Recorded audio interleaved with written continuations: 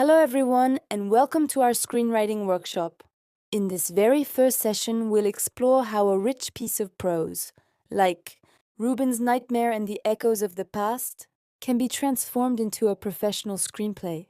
In today's lesson, you will learn the key differences between prose storytelling and screenwriting, how to translate inner thoughts and atmosphere into visual, cinematic action, the standard screenplay structure, scene headings, action lines, and dialogue. And finally, you'll practice rewriting a piece of prose into a formatted screenplay scene.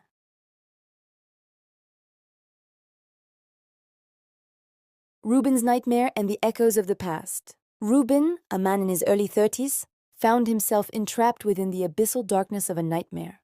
There, a hag-like crone, her face a parchment of deep-etched wrinkles, loomed over him in the suffocating blackness. Her eyes, large and bulging, brimmed with a palpable, malevolent hatred.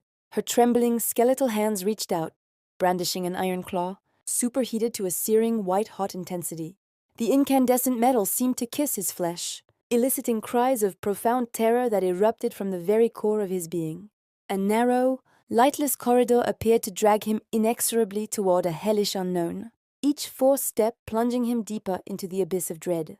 The gentle murmur of his wife's voice finally coaxed him back from the clutches of that terrifying nightmare. A cold sweat beaded on his forehead, and his heart hammered within his chest like a frantic war drum.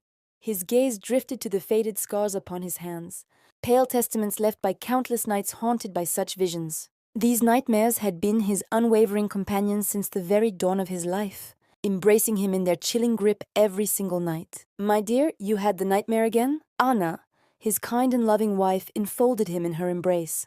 Rubin swallowed with difficulty, his throat feeling constricted. "I wish it would end. Anna, it feels as though these nightmares will never relinquish their hold on me. Why does that old woman always seek to inflict harm upon me?" He did not utter the Turkish words that clung to his mind from the dream.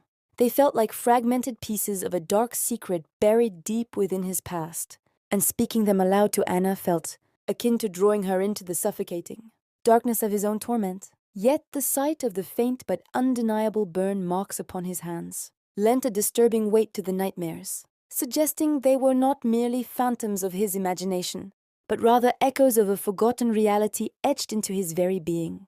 Anna placed her hand gently over the faint scars on Rubin's hand, her fingers softly tracing the pale lines on his skin. Her voice was calm and thoughtful.